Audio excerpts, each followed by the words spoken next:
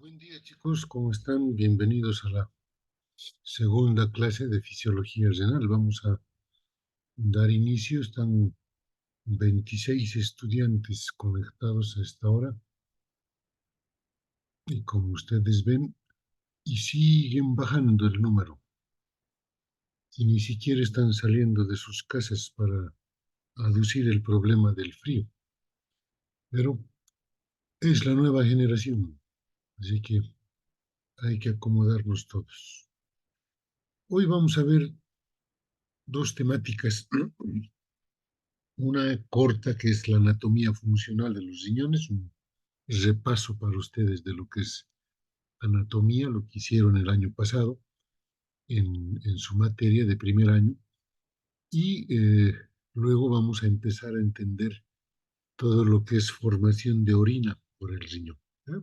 Que es una de las primeras funciones, es la filtración glomerular, ¿no? Las dos cosas nos van a ocupar esta hora de clase. Vamos a combinar un poquito estas clases con el videos también didácticos que están pensados para poder eh, reforzar, digamos, la comprensión de la temática para ustedes. A ver, un ratito voy a dejar de compartir para aumentar el volumen de mi computadora.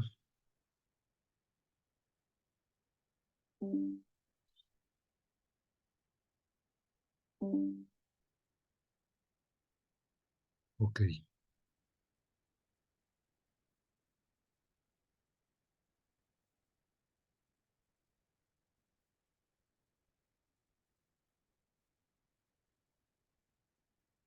Bien, entonces comenzamos con los temas que hemos mencionado ahora. El lunes les había mencionado, ¿no?, que el riñón es un órgano vital, que a veces la única función que les reconocemos es la excreción de productos de desecho a través de la orina y la producción de orina misma, ¿no?, como también vehículo para deshacernos de los compuestos químicos que no le hacen beneficio al organismo y que no se van a utilizar en el organismo, y en muchos casos compuestos químicos que pueden constituirse en fármacos, medicamentos o otros compuestos químicos que pueden ser tóxicos, ¿ya?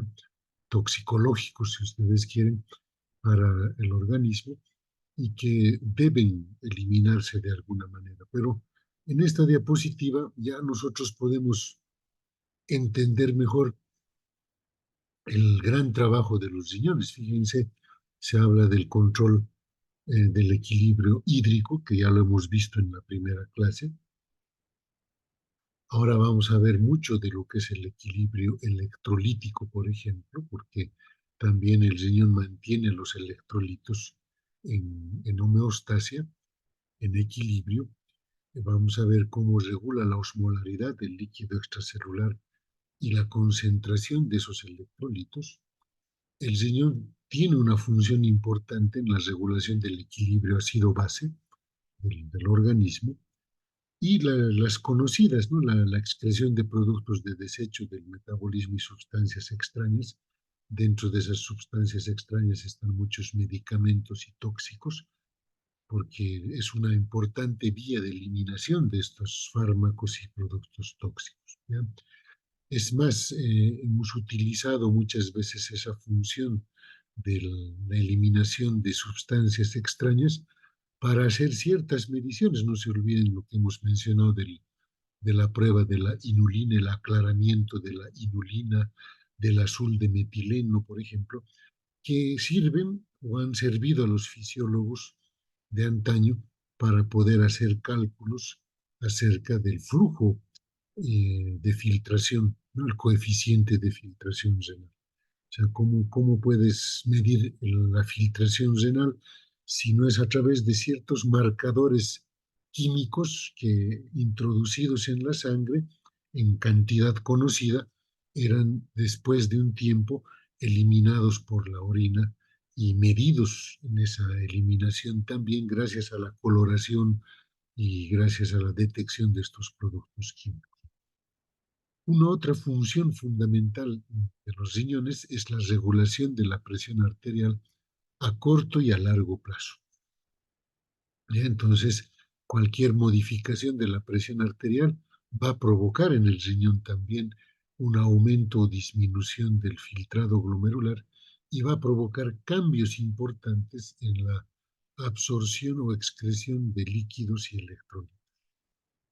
También se sabe que en el riñón se producen hormonas como la eritropoyetina, que es fundamental para la producción de glóbulos rojos, como ya lo van a ver en el siguiente bloque de temas que viene después de renal, que es fisiología sanguínea. Tiene importante función en la secreción de vitamina D, que es fundamental para el metabolismo del calcio, para el metabolismo del fosfato, del magnesio, etcétera. Y también tiene una función de gluconeogénesis, ¿no? Se produce glucosa en el nivel renal a partir de los aminoácidos. Entonces, fíjense, son 7 funciones ahí entre las más estudiadas que hacen que este órgano sea un órgano vital para el ser humano, ¿no? Entonces, dentro de la anatomía funcional, pues ustedes ya pueden recordar acá en este pequeño esquema la forma del riñón, ¿no? ¿Qué forma tiene el riñón? Los anatomistas decían en forma de una habichuela, otros decían algo que parecía hasta un chiste, ¿no? Decían, la forma del riñón pues es arriñonada, ¿no? Entonces es como decir una forma propia que adquiere el riñón. Ahí está el ilio renal, donde está la salida del uréter y el ingreso del paquete vascular arteriovenoso renal, ¿no? Entonces, como ustedes pueden ver en forma macroscópica. En forma más microscópica, ustedes pueden apreciar que existe una zona cortical. Esta parte, si nosotros la observamos en detalle, este corte de acá, y lo observamos en detalle, vamos a ver una zona cortical con nefronas, ¿ya? Que tienen también una característica. Fíjense aquí una nefrona cortical en donde el asa de Henle es corta, ¿no? No llega a la región medular, si ustedes quieren. Y hay una zona medular, fíjense acá, hacia adentro, hacia esta parte interna, en donde existen también nefronas que tienen una característica distinta, ¿no? Por ejemplo, aquí se observa claramente que son nefronas que tienen un asa de Henle larga, profunda, que penetra en la zona medular y que esta composición o esta disposición, mejor dicho, es fundamental porque está en estrecha relación con esta capilarización, segunda capilarización renal, y que además aquí están los famosos vasos rectos, fíjense estos vasos de acá, que se relacionan con las nefronas yuxtamedulares y con estas asas de Henle largas y profundas, y que tienen una importante función en la concentración de la orina, ¿ya? Por eso se describe esta diferencia, ¿sí? El riñón y la nefrona como eh, digamos, la unidad funcional del riñón estará compuesto por el glomérulo, como dice acá, en su cápsula de Bowman, el sistema tubular renal, empieza con el túbulo proximal, el asa de Henle, el túbulo distal, los túbulos colectores en su porción cortical y en su porción medular. Entonces, ese sistema tubular es el que utiliza todos los mecanismos de transporte a través de la membrana que ustedes han estudiado en los primeros capítulos de fisiología en esta gestión y que deben recordar, ¿verdad? El transporte activo primario, transporte activo secundario, las bombas que trabajan en el intercambio de electrolitos, ¿no? Las bombas de sodio-potasio, las bombas de hidrógeno, las bombas de calcio, sodio, etcétera, ¿no? Entonces, todos los mecanismos de transporte a través de la membrana se van a ir dando en los diferentes segmentos tubulares del riñón, ¿sí?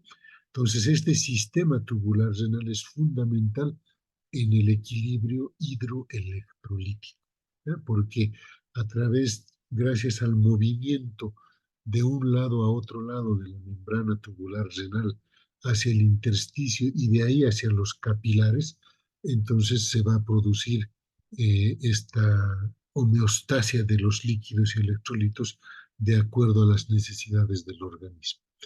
Hay que entender que el riñón tiene una capilarización funcional, que es la que está en el glomérulo, el capilar glomerular, que se ocupa de la filtración de la sangre todo el tiempo, es decir, todo el tiempo, en todo momento, los glomérulos están filtrando la sangre.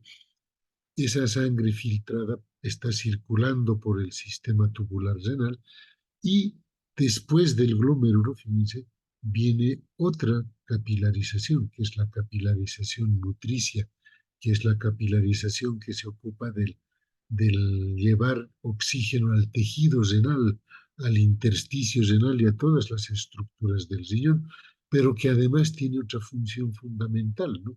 El retorno de electrolitos y líquidos del sistema tubular renal hacia la sangre nuevamente, ¿no? Todo lo que no va a pasar a la orina va a retornar a la sangre de alguna manera y va a recomponerse en el plasma sanguíneo. Entonces, eso es fundamental de entenderse y es por eso que empezamos a recordar esta parte anatómica e histológica con ustedes, ¿no? En la anatomía funcional renal también tenemos que recordar el riego sanguíneo, que es de un 21% del gasto cardíaco, más o menos de 1.200 ml por minuto. La irrigación viene por la arteria renal, que luego da lugar a la arteria interlobar, esta a su vez a las arterias arcuatas, y estas dan lugar a las arterias interlobulares, perdón, y de ahí nace la arteriola aferente. La arteriola aferente, vamos a ver que tiene una función fundamental con el capilar glomerular y la arteriola eferente, porque ambas son parte del sistema yuxta glomerular, que es fundamental en la regulación del equilibrio hídrico y de la presión arterial, ¿no? Entonces, eso lo vamos a ver posteriormente en otros capítulos. Después de la arteriola eferente viene el capilar peritubular y de ahí otra vez empieza al retorno venoso con las venas interlobulares, venas arcuatas, venas interlobares hasta salir del riñón a través de la vena. Hemos mencionado dos lechos capilares, el capilar glomerular y el capilar peritubular, que tienen funciones importantes, ¿no? El capilar glomerular es la función, es la capilarización funcional que se ocupa de la filtración de la sangre hacia el sistema tubular renal. Y el capilar peritubular, hemos dicho que se ocupa de la nutrición del tejido renal, pero además por su posición alrededor de los túbulos renales y sobre todo a nivel de la médula renal con los vasos rectos, tiene importantes funciones no solo en el retorno de los electrolitos y los líquidos hacia la sangre, sino también en la regulación de la concentración del, de la orina a través de mantener un intersticio renal hiperosmolar. Es decir, eso ya lo vamos a entender en cada capítulo respectivo. Estos capilares están separados por la arteriola eferente, que va a regular la presión hidrostática. Si la arteriola eferente, la que sale del glomérulo, se contrae, obviamente dentro del glomérulo, el capilar glomerular no va a poder vaciarse, o sea, no va a poder pasar fácilmente a la arteriola eferente y va a aumentar la presión hidrostática, va a haber un éxtasis de sangre en el capilar glomerular y eso va a aumentar la fracción de filtración, o sea, va a haber mayor sangre filtrada, ¿ya? Y cuando disminuye la presión hidrostática, que es decir, cuando la arteriola eferente está dilatada, lo que va a suceder es que va a haber una mayor reabsorción de líquidos porque en el lecho capilar peritubular se va a producir esa reabsorción de líquidos, ¿verdad?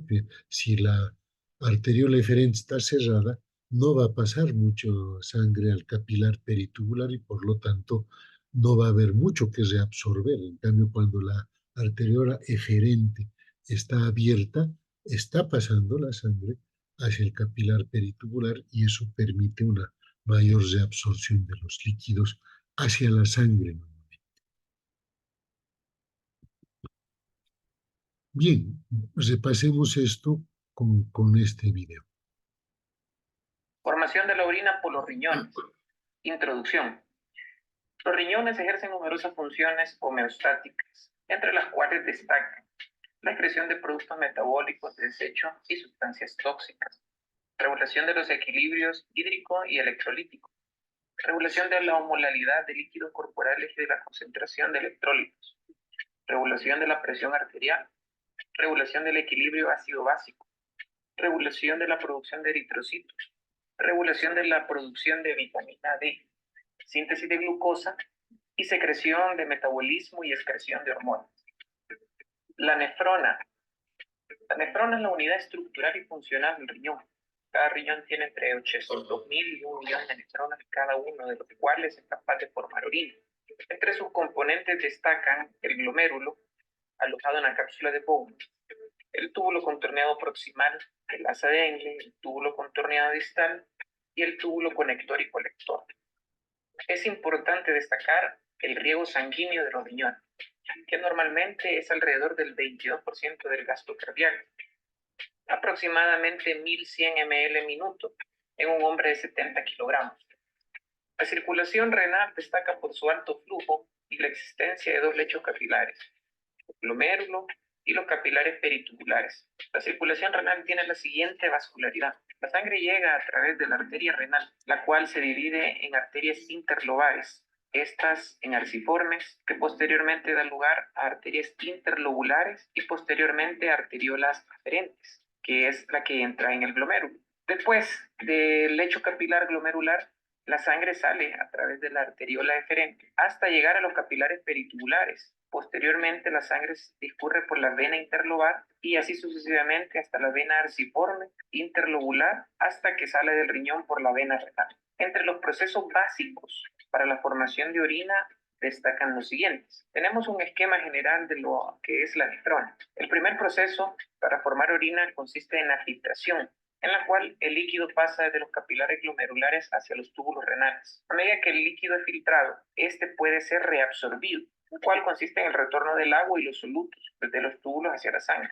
El otro proceso es la secreción, en el cual hay movimiento neto de agua y solutos hacia los túbulos, para finalmente excretar el producto terminado o orina terminada. Todos estos procesos son variables según la necesidad del cuerpo. Hasta aquí una introducción. En los siguientes videos se explicará a detalle la formación y la fisiología renal.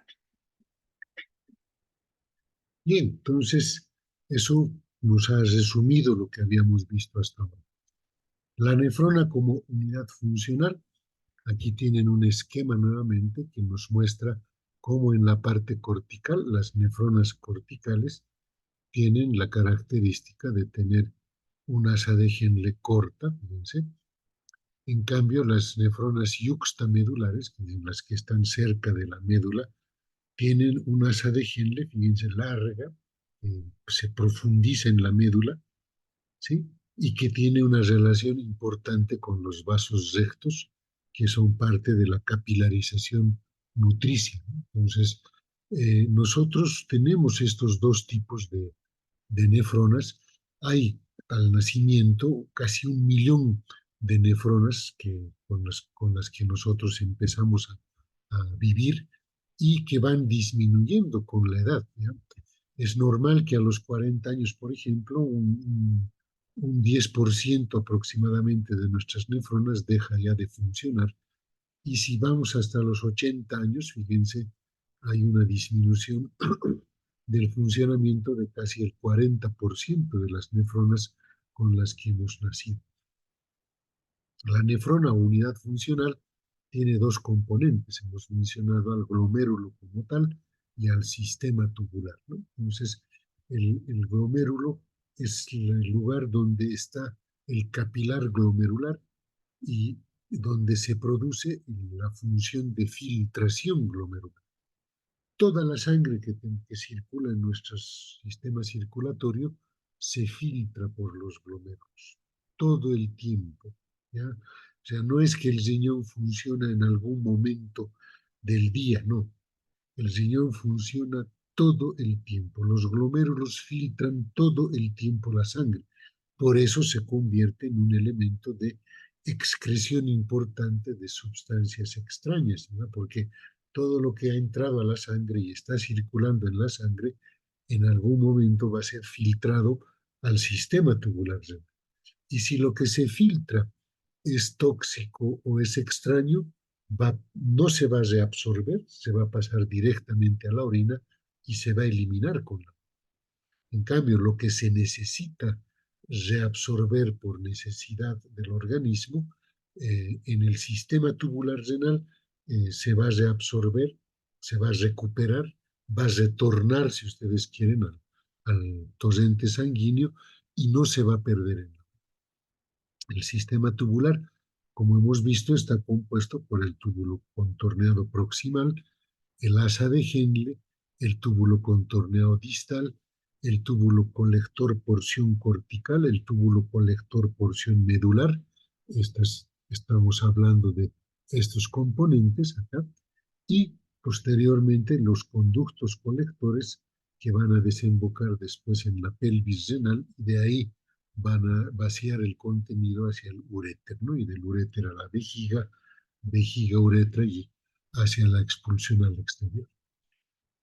Las nefronas corticales, reiteramos, asa de Henle corta y una relación también con los capilares peritubulares. Las nefronas yuxtamedulares, una asa de Henle larga, que tiene una relación más con los vasos rectos, que tiene la función de mantener este intersticio del tejido renal medular hiperosmolar, que es fundamental para la producción de orinas concentradas. Si no se mantuviera esta médula renal, este tejido del intersticio medular renal hiperosmótico, el riñón no podría concentrar orina. ¿Ya? Eso lo vamos a ver. Ahora, los vasos rectos ayudan mucho en eso. No generan hiperosmolaridad los vasos rectos, más bien Guyton nos dice, ayudan a mantener la hiperosmolaridad de la médula, del intersticio medular renal. ¿Ya? Entonces, eso lo recordaremos. Bien, la orina que se va a producir por el riñón va a expulsarse al exterior. ¿Sí? Eso ocurre a través del fenómeno de la micción. La micción significa el vaciamiento de la vejiga. Para ello tenemos que tener dos pasos consecutivos. Primero, una primera etapa de llenado progresivo de la vejiga, que es el que aumenta la tensión de la pared vesical, y que en un momento dado esa tensión incrementada va a activar el reflejo de la micción, que ya se convierte en un deseo consciente de miccionar y que se concluye con el vaciamiento de la vejiga. La anatomía fisiológica de la vejiga, espero que ustedes la recuerden también por su proximidad con el primer año. La vejiga tiene dos partes, un cuerpo, el cuerpo vesical y el cuello vesical. Está compuesta de músculo liso, el músculo detrusor que se denomina, y que confluye en una zona que se denomina el trígono vesical liso, que es una zona que ya no se contrae, sino más bien es hacia la zona donde toda la vejiga, digamos, va al contraerse, va vaciando la orina, porque parte de este trígono vesical es la desembocadura de la uretra, ¿verdad? Entonces, eso es importante. En el cuello vesical está la uretra posterior, Ahí tenemos tanto músculo liso de trusor como también tejido elástico que conforman el esfínter interno. Normalmente este esfínter interno puede mantenerse cerrado, ¿ya? Pero que por la presión de la vejiga fácilmente este esfínter interno puede ser abierto, ¿ya? En cambio, tenemos también en la conformación anatómica un esfínter externo, está situado en el diafragma urogenital, que está compuesto por músculo estriado esquelético de carácter voluntario y que es el que nosotros voluntariamente contraemos o relajamos el momento en que ya consideramos propicio para el vaciamiento de la vejiga. ¿Ya? Muchos, muchos de nosotros podemos aguantar con el esfínter externo a pesar de que la vejiga esté totalmente llena y con, con un grado de tensión incrementado, y a pesar de que se haya ya desencadenado el reflejo de la micción, todavía podemos detener ese reflejo de la micción si es que, por ejemplo, no estamos en un lugar adecuado, ¿no? Entonces, sin embargo, ese instante en que se está, o esos momentos en que se está deteniendo por la contracción del esfínter externo, obviamente pueden provocar otras molestias, ¿no? Como el dolor que se siente por la distensión de la pared vesical.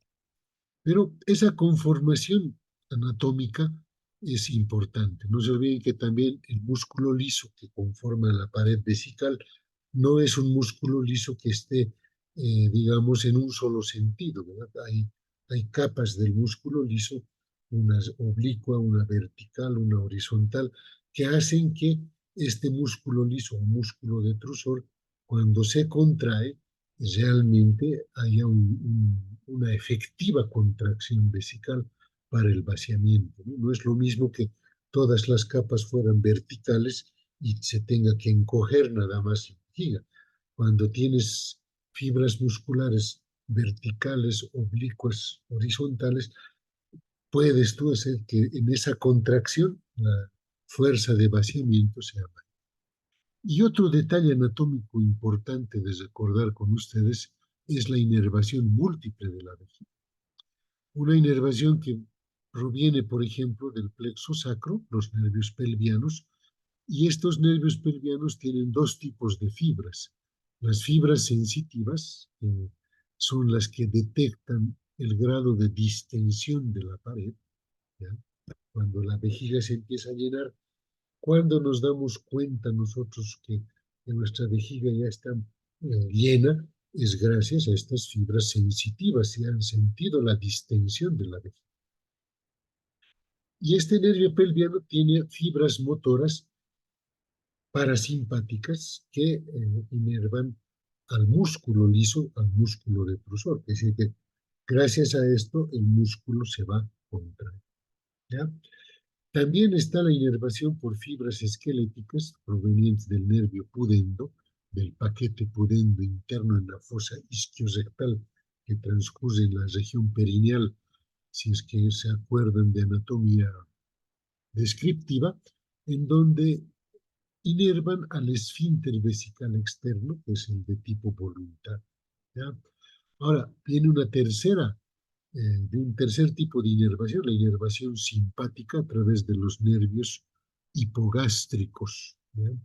Estas inervan tanto a los vasos sanguíneos como también tienen fibras sensitivas que dan la sensación de plenitud cuando ya realmente la vejiga está a su tope de llenura, y la sensación de dolor, porque no se olviden ustedes que cuando han estudiado contracción de músculo liso, la distensión del músculo liso también automáticamente provoca el fenómeno de contracción del músculo liso. Y cuando está el esfínter vesical externo cerrado, contraído, y no se puede vaciar, esa vejiga va a empezar a contraerse para tratar de vencer esa obstrucción del esfínter vesical externo, y esas contracciones van a provocar dolor. Muchos de ustedes cuando se han aguantado mucho el reflejo de la micción, sienten ese dolor bajo en el hipogástrico, ¿no? Entonces, de ahí que estos nervios hipogástricos son los que transmiten esa sensación de dolor. Los uréteres, que nacen de la pelvis renal, también están compuestos por músculo liso, inervados por el parasimpático, que produce su contracción peristáltica. En cambio, la inervación simpática la disminuye. Y se habla de una inervación de dolor que genera el denominado reflejo ureterorenal. Cuando hay dolor, ¿sí? Se genera dolor, hay una descarga simpática que produce vasoconstricción, y eso disminuye la filtración glomerular y por lo tanto disminuye la producción de orina. Esto se produce cuando hay obstrucciones ureterales, ¿no? Por ejemplo, un cálculo renal que se enclava, una compresión externa del uréter y que no deja vaciar la orina. Entonces el uréter se empieza otra vez a contraer para vencer esa contracción y empiezan los dolores, ¿no? Esto es típico, un dolor muy especial. Todos los que padecen de cálculos renales, ahí se denomina, por ejemplo, al dolor del cálculo renal como el parto masculino, ¿no? El parto del varón, porque es igual que en el parto de la mujer, cuando las contracciones uterinas empiezan a ser más frecuentes y más fuertes para, digamos, mover al producto y hasta expulsar al recién nacido, al producto. Entonces, igual el uréter quiere vencer esa obstrucción y obviamente esas contracciones peristálticas que intentan vencer la obstrucción van a provocar dolor, porque hay inervación que ayuda en ese sentido, ¿no? Entonces, eso es importante que todos recordemos. La vejiga vacía tiene una presión intravesical más o menos de 0, pero con 30 a 50 ml de orina que hayan llegado a la vejiga, la presión intravesical rápidamente aumenta a 5 a 10 centímetros de agua. ¿Ya? De 0, fíjense, con 30 ml, con 50 ml, la presión intravesical se ha aumentado a 5 a 10 centímetros de agua. Pero a partir de ahí, cuando empieza a llenarse la vejiga, pónganse desde 20 a 300 ml, el incremento de la presión intravesical es muy pequeño, se sigue entre los 5 a 10 centímetros de agua. A eso se denomina el tono intrínseco, el tono vesical intrínseco. ¿Qué quiere decir? Que simplemente la bolsa vesical está un tanto eh, incrementado el tono muscular del músculo liso y está esperando simplemente a llenarse, ¿sí? Hasta los 300 ml eso no varía, pero sobrepasa los 300 ml el contenido vesical, empieza recién el tono y la presión intravesical empieza a elevarse rápidamente. Fíjense, de 5 a 10 centímetros de agua, cuando llegamos a 300 o 400 ml, la presión puede subir hasta 100 centímetros de agua. Y eso empezar a generar lo que llamamos las ondas de micción, es decir, es como que las fibras musculares vesicales hicieran este movimiento que les estoy mostrando con mis dedos, ¿sí?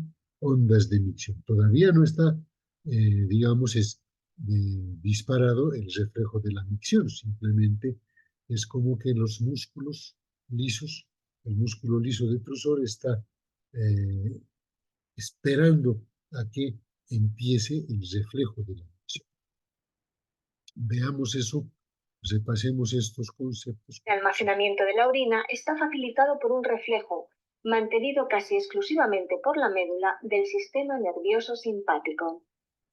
Cuando la vejiga se va llenando, se envían impulsos a través de los nervios hipogástricos a la región toracolumbar de la médula. La médula, a través de los mismos nervios hipogástricos, envía impulsos inhibitorios al músculo detrusor para bloquear su contracción anticipada y facilitar la expansión de la vejiga durante el llenado. También se envían impulsos hipogástricos para aumentar la tensión del músculo liso de la salida vesical y de la uretra.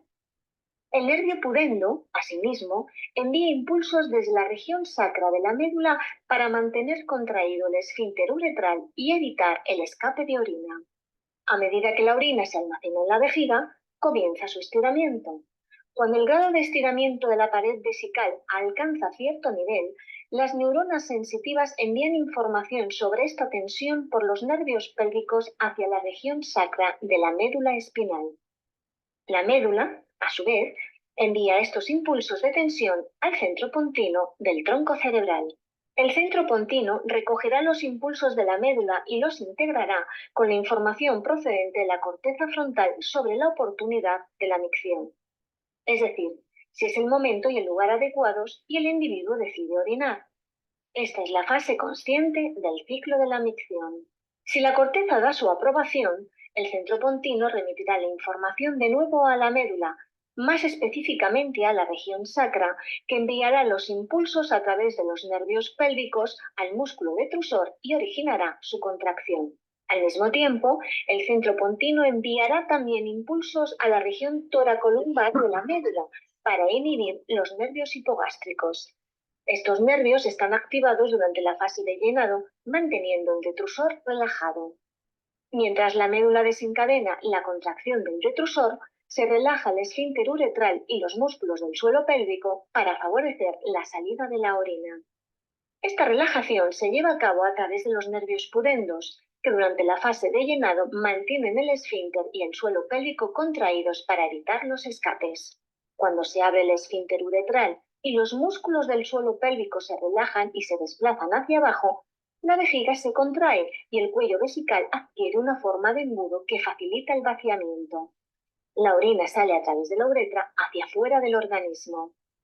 Es importante recordar que aunque la micción es un reflejo, aprendemos a controlar voluntariamente su inicio en los primeros años de la infancia.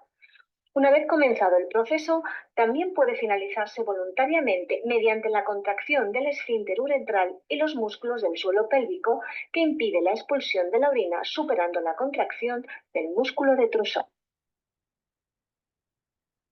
El almacenamiento. Bien, entonces ese esquema nos ha permitido entender mejor lo que hemos mencionado.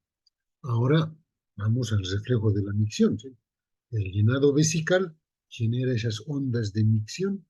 Eso estimula receptores sensitivos de la distensión que a través de los nervios pelvianos van a la médula espinal y la respuesta se da por los nervios parasimpáticos para que el músculo vesical empiece a contraerse. Una vez que el reflejo de micción se ha desencadenado, se produce una autorregeneración de este reflejo. Es un círculo vicioso. A mayor fuerza de contracción, hay un mayor aumento de la presión intravesical y por lo tanto el reflejo se vuelve a estimular. Es como decir, el reflejo de micción ya está desencadenado y va a tener que terminar en el vaciamiento vesical. Entonces, hay un aumento rápido y progresivo de la presión, un periodo de presión sostenida y luego, después del vaciamiento, un retorno de la presión al tono basal. El reflejo de micción va vía nervios pudendos que inhiben al esfínter vesical externo, abren, relajan el esfínter vesical externo y eso hace que se vacíe la vejiga. En el sistema nervioso central hemos dicho que hay centros pontinos en la protuberancia que son facilitadores e inhibidores, y a nivel de la corteza también hay centros que son más que todo inhibidores, porque esa es la conciencia que se da, es un fenómeno consciente. Esto mantiene parcial inhibición hasta que el reflejo de la micción se desencadena. Se puede evitar la micción por contracción tónica del esfínter externo, ya lo hemos visto, y se facilita la micción cuando se inhibe este esfínter externo, se relaja el esfínter externo y se produce la micción. La micción es voluntaria, además viene con la contracción voluntaria de los músculos abdominales lo que aumenta la presión intravesical. La distensión de la pared vesical estimula receptores para que estos fenómenos de compresión se den, y el reflejo de micción desencadenado termina con la inhibición del esfínter vesical externo y por lo tanto con el vaciamiento del contenido vesical. Esto que hemos visto como normal puede alterarse. Por ejemplo, cuando se destruyen las fibras sensitivas, las que denotan la distensión, el tono vesical, se produce lo que se llama la vejiga atónica. Es decir, la vejiga se llena hasta el límite y se vacía por rebosamiento, es decir, como que ya está totalmente llena y el paciente empieza a gotear orina todo el día. Cuando sucede un aplastamiento de médula sacra o en la sífilis terciaria por el tabes dorsal, que es una complicación de la sífilis, puede destrozar esta parte y alterar estas fibras sensitivas y hacer que el paciente tenga una vejiga atónica, es decir, ni se da cuenta que la vejiga está llena, solo se da cuenta cuando empieza a rebosar, ¿no?, a gotear la orina. La vejiga automática, también lesiones en la médula espinal pueden hacer que se conserve el reflejo de micción, pero ya se pierde el control encefálico, es decir, el vaciamiento es periódico y automático. La vejiga se llena, se distensiona, se distiende y el reflejo de la micción se dispara, pero el vaciamiento es automático.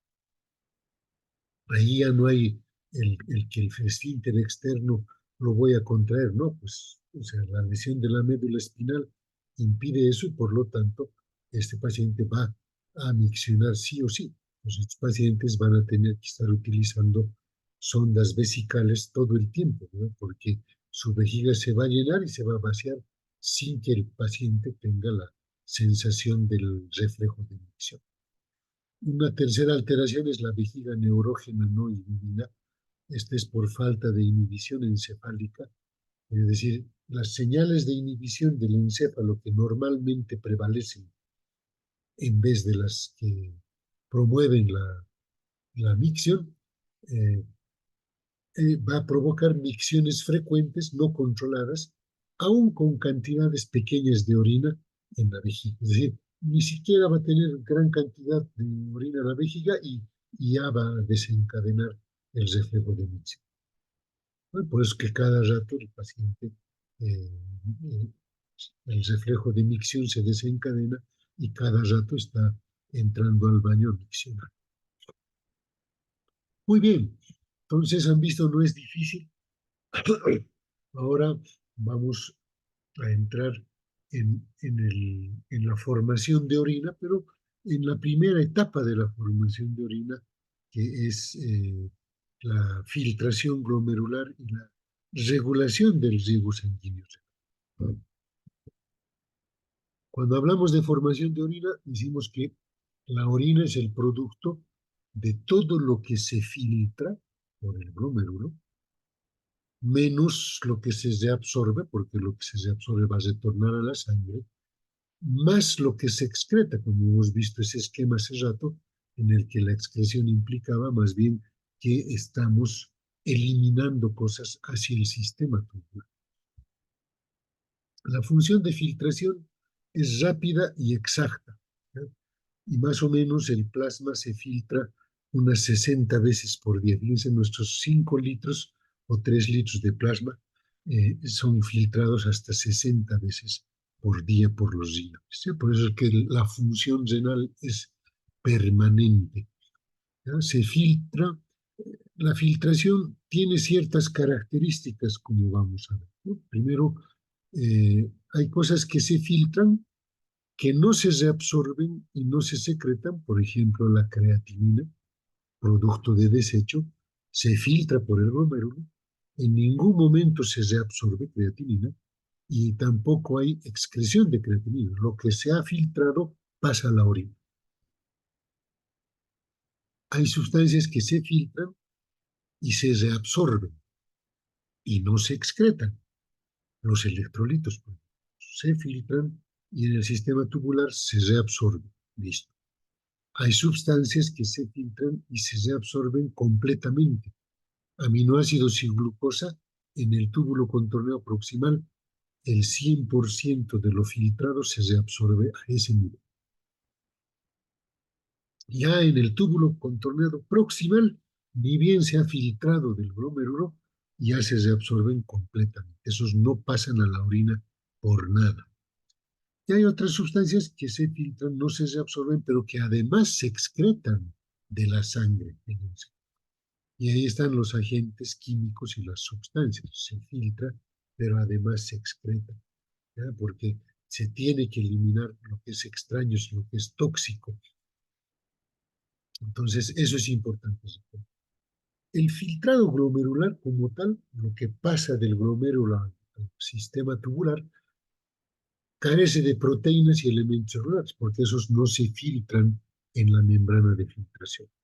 Este es similar al plasma, excepto por el calcio y los ácidos grasos, que no se olviden que estos se pegan, el calcio se pega a las proteínas, el efecto Donan, recuerdan, proteínas es carga negativa, el calcio es carga positiva y se atrae y por lo tanto, como la proteína no se filtra, el calcio tampoco se filtra, ¿no? Entonces, o por lo menos el calcio que está prendido a las proteínas no se filtra. Con los ácidos grasos sucede lo mismo, se pegan a las proteínas y no se filtran. ¿Qué determina el filtrado glomerular? El coeficiente de filtración glomerular es alto, es de 125 ml por minuto, y eso nos da más o menos un coeficiente de filtración de 180 litros día. O sea, nosotros tenemos 5 litros en la sangre. O sea, para sumar 180, o sea, dividan 180 entre 5 si quieren, y van a ver cuántas veces tiene que filtrarse toda nuestra sangre. Hay una relación de fuerzas hidrostáticas y coloidosmóticas que determinan este coeficiente de filtración en el glomérulo, ¿ya? Porque tanto el capilar glomerular como la cápsula de Bowman tienen presiones hidrostáticas y oncóticas que favorecen o que se oponen a la filtración glomerular. El capilar glomerular, por ejemplo, tiene una presión hidrostática alta, 60 milímetros de mercurio, que todo el tiempo está favoreciendo la salida de la sangre hacia el glomérulo. En la cápsula de Bowman hay una presión hidrostática de 18 que se opone, pero obviamente no le va a vencer. En la presión oncótica del plasma, en el capilar glomerular, hay 32 milímetros de mercurio que se oponen. En cambio, la presión oncótica de la cápsula de Bowman es nula. Si nosotros vemos qué favorece 60 y qué se opone 50, queda una presión de filtración final positiva de 10 milímetros de mercurio que favorece todo el tiempo la filtración. Obviamente hay mecanismos de autorregulación de esto, pero en estado fisiológico, los capilares glomerulares siempre están filtrando, porque hay esos 10 milímetros de mercurio que favorecen la filtración glomerular. La membrana de filtración glomerular está conformada por 3 elementos, eso ustedes ya lo han visto también en la anatomía, el endotelio capilar con las fenestraciones que tiene, una membrana basal con colágeno impermeable a proteínas y células epiteliales llamadas podocitos que tienen poros en rendija, ¿no? Los entrecruzamientos de los pedículos o apéndices parecidos a dedos, por eso se llaman podocitos. La regulación del coeficiente de filtración se da por un coeficiente de 12.5 milímetros por minuto por milímetro de mercurio por cada 100 gramos de masa renal. A los 125 ml minutos el coeficiente normal. Pero ¿qué pasa si aumenta la presión arterial y la sangre que le llega a la arteriola aferente viene con más fuerza? ese incremento de la presión en el capilar glomerular va a aumentar la presión hidrostática y por lo tanto va a aumentar el coeficiente de filtración. Se va a filtrar más. Ya no van a ser esos 10 milímetros de mercurio, ¿verdad? Si hay una presión elevada de llegada, esos 10 se convertirán en 15, 20 milímetros de mercurio y por tanto va a aumentar la filtración. Pero, ¿qué sucede si hay un aumento de la resistencia de la arteriola aferente? Es decir, la arteriola aferente se contrae, evita que la sangre llegue rápidamente al glomérulo, por lo tanto, la presión dentro del capilar glomerular va a disminuir. Y eso va a hacer que la filtración glomerular también disminuya. Si la arteriola aferente se dilata, entra más sangre, aumenta la presión hidrostática glomerular, aumenta el filtrado. Ahora, ¿qué pasa si es la arteriola eferente la que se contrae? Si es la arteriola eferente, quiere decir que lo que le está llegando al glomérulo no va a salir, no va a pasar a la arteriola eferente y va a llenar el glomérulo y va a aumentar la presión hidrostática del capilar glomerular y por lo tanto va a aumentar la filtración. Pero como está tapando la llegada de sangre al capilar peritubular, que es el que da el riego sanguíneo nutricio renal, entonces ahí va a aumentarse la presión oncótica del plasma y de esa manera va a disminuir el filtrado glomerular. Fíjense, entonces todo el tiempo pueden haber esos fenómenos de autorregulación. Aquí tienen una imagen más grande, aquí está la arteriola aferente, el capilar glomerular, que está todo el tiempo filtrando hacia los túbulos, ¿sí? Y si hacemos un corte, fíjense aquí, si vamos a cortar esta parte, vamos a ver que está ahí el endotelio capilar con sus fenestraciones, una membrana basal, hemos dicho, con colágeno, y luego fíjense estas células que son los podocitos que generan estas rendijas, ¿no?, entre los dedos. Entonces, estas tres estructuras conforman la membrana de filtración glomerular, que normalmente hemos dicho, todo lo que se filtra acá, el plasma que llega acá, casi es parecido acá, excepto, ¿por qué dijimos? Porque no tiene proteínas, las proteínas no pasan esta filtración, no tiene calcio que está unido a esas proteínas y algunos ácidos grasos unidos a esas proteínas que por lo tanto no van a pasar. Cuando esta membrana de filtración se destroza por algún proceso inflamatorio denominado acá glomerulonefritis, ¿ya?, o hay una destrucción por un síndrome nefrótico, esta membrana de filtración se destroza, empieza a abrirse huecos grandes, etc. Ya no está tan indemne como están viendo acá, porque aquí está el capilar con sus fenestraciones, la membrana basal de colágeno y los podocitos. Si esto se destroza por un proceso inflamatorio, las proteínas ya tienen campo para poder filtrar. Es decir, pasan por esos glomérulos destrozados.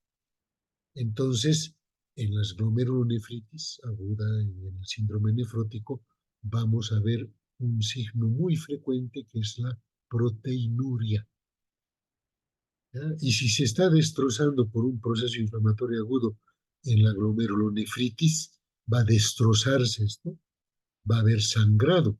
Entonces, además de proteinuria, va a haber ¿qué?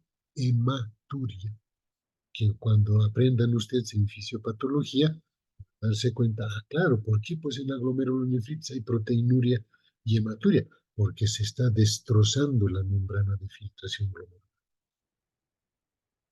Por eso pasa proteína, y la proteína se pasa a la orina y se cuantifica en la orina. Hay proteinuria, ¿verdad? Y hay hematuria. Entonces, si pierdo proteínas a través de la filtración, porque esas proteínas no van a poder ser reabsorbidas en el sistema tubular renal, entonces va a haber hipoproteinemia. La proteína es la que genera la presión coloidosmótica del plasma, que es la que evita que salga plasma al intersticio. Si tengo poca proteína, tengo una baja presión coloidosmótica. Por lo tanto, va a haber más tendencia de salida de líquido al intersticio, conformando después lo que son los edemas. Otro signo de glomerulonefritis aguda, otro signo de síndrome nefrótico. ¿Ya? Entonces, fíjense que todo tiene esa relación. Repasemos lo dicho. Ahora veamos el filtrado glomerular. Este equivale aproximadamente a 125 ml minutos en una persona joven y sana. Aproximadamente representa el 20% del flujo plasmático renal. Aquí tenemos un esquema de lo que es la cápsula de Bowman y el glomérulo, donde identificamos a la arteriola aferente, a los capilares glomerulares y a la arteriola eferente. Tenemos que el filtrado glomerular está determinado por el coeficiente de filtración capilar glomerular por la presión de filtración neta. Esta última es el resultado de la suma de diferentes presiones, como lo es la presión hidrostática capilar, de aproximadamente 60 milímetros de mercurio. Asimismo, tenemos la presión hidrostática de la cápsula de Bowman, que se opone al plasma filtrado, de aproximadamente 18 milímetros de mercurio. También tenemos la presión coloidosmótica, que también se opone al plasma filtrado, de aproximadamente 32 milímetros de mercurio. Si sumamos ambos vectores de presiones, tenemos un resultado de 10 milímetros de mercurio que equivale a la presión de filtración neta. El otro componente es el coeficiente de filtración capilar glomerular, el cual en una persona sana tiene poco aporte al filtrado glomerular. Sin embargo, en el caso de la hipertensión arterial no controlada y la diabetes mellitus, puede suceder que exista un aumento del espesor de la membrana capilar, lo cual reduciría el coeficiente de filtración, reduciendo también el filtrado glomerular. Otra situación importante a destacar es la obstrucción de la vía urinaria por un lito o cálculo, creando de esta manera un aumento de presión en el sistema de drenaje y aumentando así la presión hidrostática de la cápsula de Bowman. Esto, consecuentemente, reduciría lo que es el filtrado glomerular. También tenemos que la presión coloidosmótica que se opone al filtrado puede aumentar en el caso de que disminuya el aporte o flujo sanguíneo a través de la arteriola aferente. Esto por una relación de proporción, disminuyendo de esta manera lo que es el filtrado glomerular. Otro mecanismo importante es el aumento de la presión hidrostática capilar, como sucede en el caso de que la presión arterial se aumente. Esto ayuda al filtrado glomerular aumentándolo. Otro fenómeno importante es el aumento de la resistencia de las arteriolas aferentes, lo cual disminuye el flujo plasmático renal que llega al glomérulo, disminuyendo así el filtrado glomerular. Esto lo podemos ejemplificar como cuando usamos una manguera para regar y alguien obstruye o se para sobre esta, disminuyendo el chorro eyectado, lo que equivaldría a disminuir el plasma filtrado. Asimismo, en contraparte, el aumento de la resistencia de la arteriola eferente aumenta lo que es la presión hidrostática capilar, lo que genera un aumento del filtrado glomerular. Esto lo podemos ejemplificar de la misma manera como cuando usamos una manguera y aumentamos la resistencia en el diámetro de salida, lo cual nos genera un chorro de agua más eyectado con mayor presión. Y esto equivaldría a un mayor filtrado glomerular. Hasta aquí los mecanismos básicos de la filtración glomerular. Gracias. Bien, entonces fíjense que la función de filtración es importante, es constante y es variable también de acuerdo a los fenómenos de autorregulación que ocurren. Ahora hablemos del control del flujo sanguíneo renal. Ahí están las arterias interlobulares, las arteriolas aferente y eferente, que tienen un control a través del sistema nervioso simpático, que puede producir vasoconstricción y eso disminuir el flujo sanguíneo y por lo tanto todo lo que disminuye el flujo sanguíneo a los glomérulos va a disminuir la filtración glomerular. Pero también pueden participar hormonas, ¿no? La noradrenalina, la adrenalina, la endotelina son vasoconstrictores. Entonces, estos pueden llegar en su momento también a aumentar la filtración glomerular si es que hay una vasoconstricción en la arteriola eferente. La angiotensina 2, por ejemplo, contrae la arteriola eferente, o disminuye el flujo sanguíneo renal, disminuye el filtrado y además promueve la reabsorción de sodio y agua. Y hay mecanismos más locales, ¿no?, dados por sustancias que son casi hormonas, los autacoides, o sustancias vasoactivas locales como el óxido nítrico endotelial, las prostaglandinas y la bradicinina, que tienen efectos más que todo vasodilatadores, ¿no?, de aumento del flujo sanguíneo renal, de aumento del filtrado glomerular y de aumento de la excreción inclusive de sodio y agua, porque las situaciones en las que se incrementan o aparecen estas sustancias químicas ameritan una autorregulación. Por lo tanto, por eso se promueve la excreción de sodio y agua, ¿ya? Entonces, hay un control del flujo sanguíneo renal por distintas fuentes y también vamos a explicar un fenómeno de autorregulación de esta filtración glomerular. Hay una autorregulación que el propio riñón tiene, que asegura primero, tiene la función de asegurar el aporte de oxígeno y nutrientes al tejido renal, por eso juega con la arteriola eferente. Tiene la función de eliminar sustancias de desecho, por eso puede aumentar o disminuir la filtración glomerular.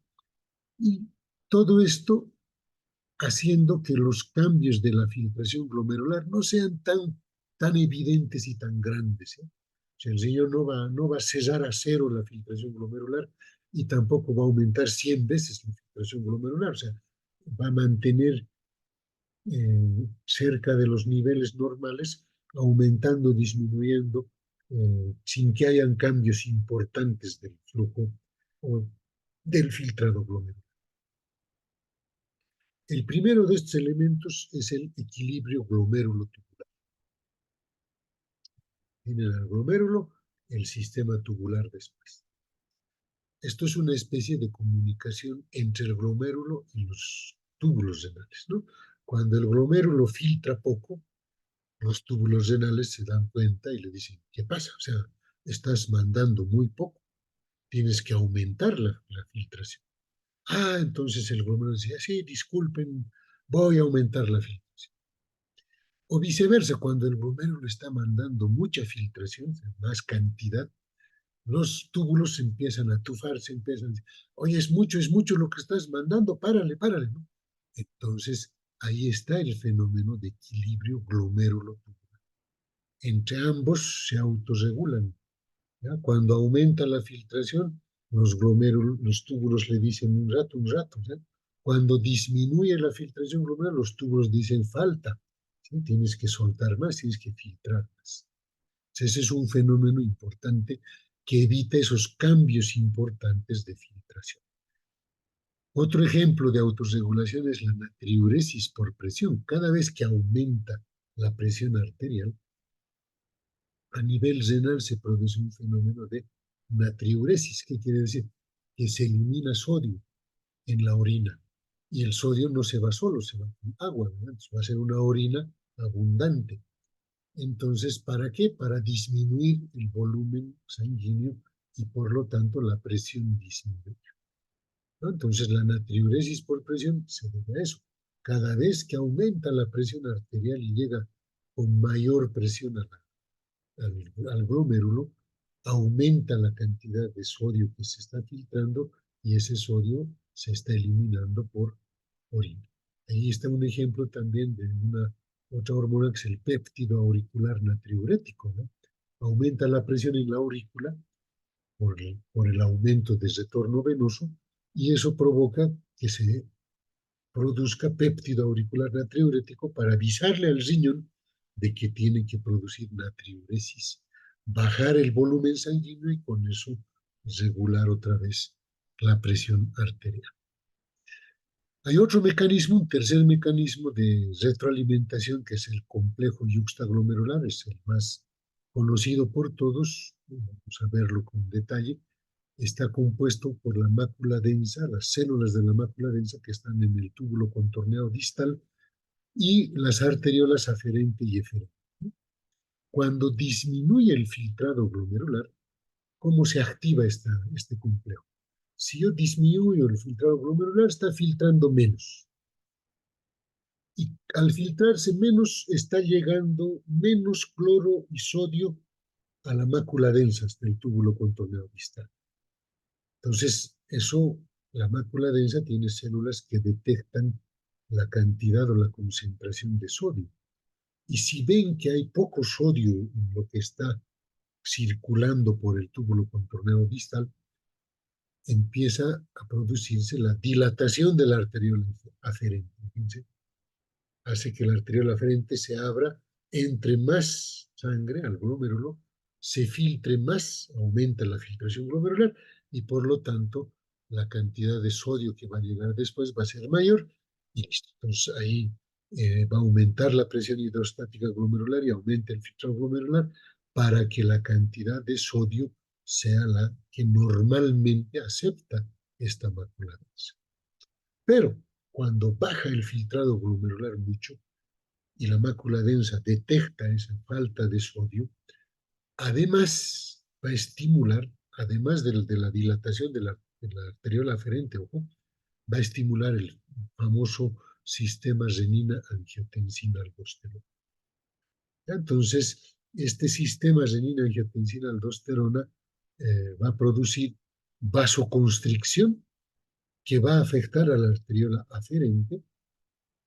Eso va a disminuir mucho el flujo sanguíneo renal también y va a incrementarse la reabsorción de sodio y agua para después otra vez disminuir el filtrado glomerular.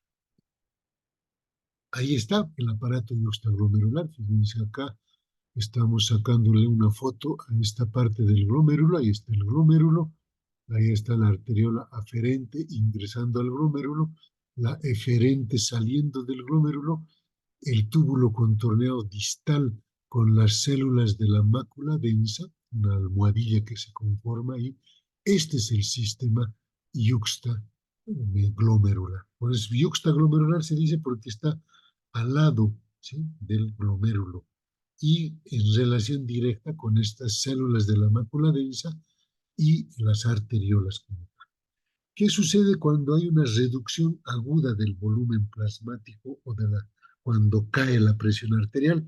Obviamente va a haber una disminución del filtrado glomerular, como hemos mencionado, va a disminuir el filtrado glomerular, la mácula densa va a sentir menos sodio filtrado y va a promover en un principio que se filtre un poquito más, pero por más de que se abra la arteriola aferente, si es un problema de volumen y si es un problema de hipotensión,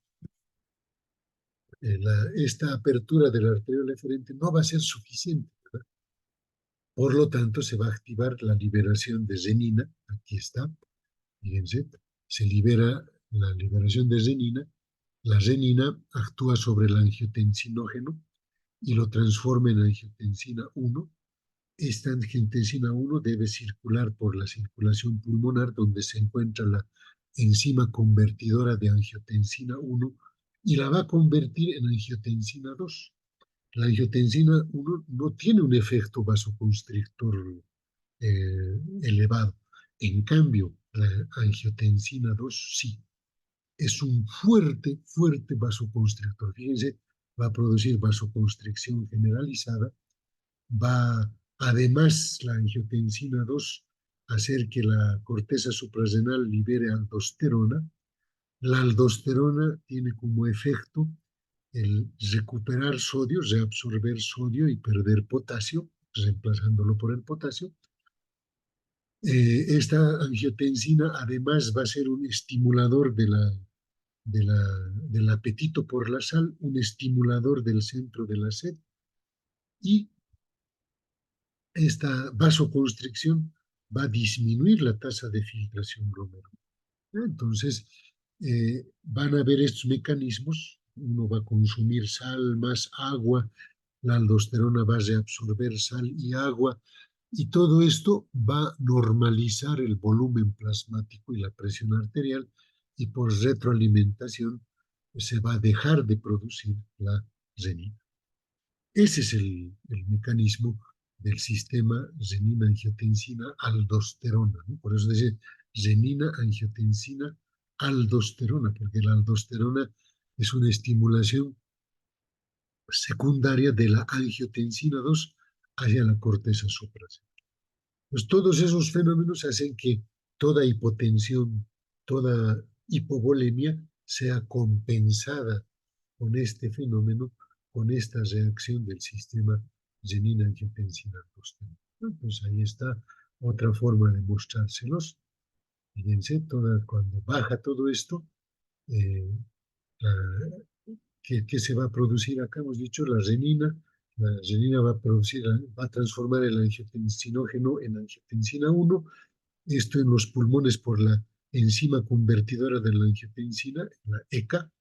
ECA, que se denomina por sus iniciales, va a convertir en angiotensina 2. Esto va a provocar vasoconstricción. Esto estimula la sed, fíjense, la ingesta estimula la corteza suprarrenal para producir aldosterona, lo que va a producir en los túbulos